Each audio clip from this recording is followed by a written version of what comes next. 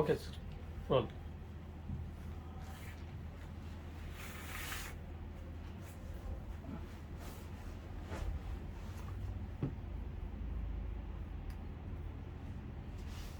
Back and neck, నడుము, మెడ దగ్గర ఎక్కువగా పెయిన్ మనం కామన్గా చూస్తూ ఉంటాం.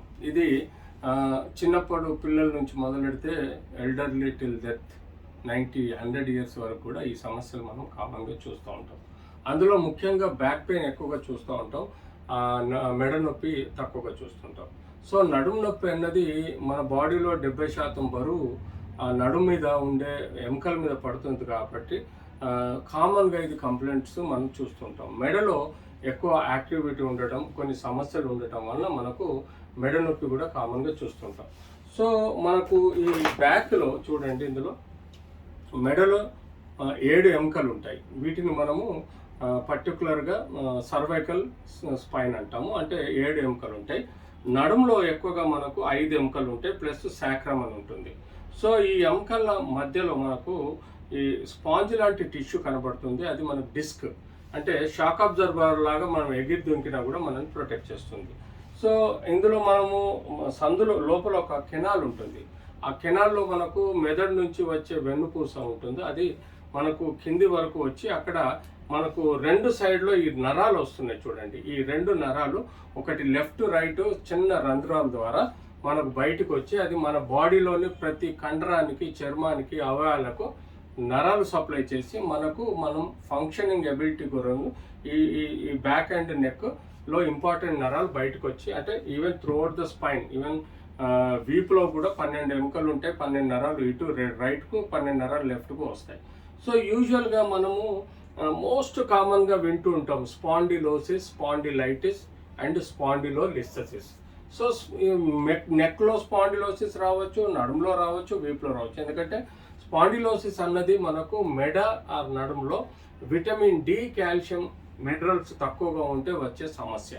మనం సన్ ఎక్స్పోజర్ లేక ఇండోర్స్లో ఎక్కువగా పనిచేయడం వల్ల సన్ ద్వారా వచ్చే మనకు విటమిన్ డి ప్రొడ్యూస్ కాదు కాబట్టి మనకు ఇలాంటి సమస్యలు వస్తాయి. అదే మన వెస్ట్రన్ కంట్రీస్లో చూస్తే ఎక్కువ మంది బీచ్ సైడ్ కేవలం అండర్వేర్ ఎక్కువగా చర్మాన్ని ఎక్స్పోజ్ చేసి పడుకుంటారు. దానికి కారణం విటమిన్ డి సౌలభ్యం కోసం వాళ్ళు పడుకుంటారు, అంతేగాని ఫ్యాషనబుల్గా వాళ్ళు బీచ్ సైడ్ పడుకోరు. సో విటమిన్ డి ప్రొడక్షన్ కోసం మనం కేవలం మన బాడీలో స్కిన్ ఎక్కువగా ఎక్స్పోజ్ చేసి ప్రొద్దున చల్లటి సూర్యకిరణాలు మన మీద పడే విధంగా పడుకొని మనం ఇంటి పైన కానీ లేకపోతే ఓపెన్ ఏరియాలో కానీ సూర్యరశ్మి పడే విధంగా మనం చూసుకోవాలి.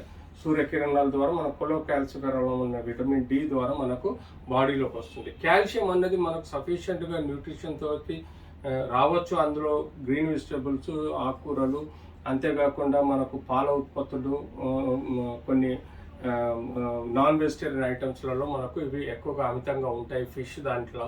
సో అవి తీసుకున్నప్పుడు కూడా మనకు కాల్షియం ఎక్కువ ప్రొడ్యూస్ అవుతుంది. కానీ కొన్ని సమయాలలో ఒక 500 మిల్లీగ్రాములు కాల్షియం కూడా మనం తీసుకోవాల్సిన అవసరం ఉంది. అంతేకాకుండా కొలోకాల్సిఫెరాల్ కూడా మనం వారానికి 60,000 యూనిట్స్ తీసుకోవాల్సిన అవసరం ఉంది. సో స్పాండిలోసిస్ అనే సమస్యని మనం అవాయిడ్ చేయాలంటే ఇలాంటి ట్రీట్మెంట్ తీసుకోవాలి. స్పాండిలైటిస్ అంటే మీరు చూడండి, ఎముక మధ్యలో జాయింట్స్ 2 ఉంటాయి. వాటిని మనం ఫేసెస్ జాయింట్స్ అంటాం. అవి నిరంతరం పనిచేస్తూ ఉంటాయి. సో కీలవాతం ద్వారా అనుకోండి, స్ట్రెస్ స్ట్రెయిన్ అనుకోండి, ఇంజురీస్ వలన అనుకోండి, లేకపోతే ఆస్టోపోరోసిస్ వలన అనుకోండి, ఆ కీళ్ళల్లో ర్యాపిడ్ ఎక్కువ ఏర్పడి ఆర్థరైటిస్ డెవలప్ అవుతుంది. సో ఈ ఆర్థరైటిస్ వలన వచ్చే స్పాండిలైటిస్ ప్రాబ్లమ్ని మనం పెయిన్ కిల్లర్ ద్వారా కానీ, ఫిజియోథెరపీ వల్ల కానీ, లోకల్ ఇంజెక్షన్స్ ఇవ్వటం వల్ల కానీ మనం ఆ పెయిన్ని, స్పాండిలైటిస్ని కూడా కంట్రోల్ చేసే విధంగా మనం ట్రై చేయాలి. స్పాండిలోలిస్థెసిస్ అంటే మీరు నడుములో ఎక్కువగా చూస్తూ ఉంటాం.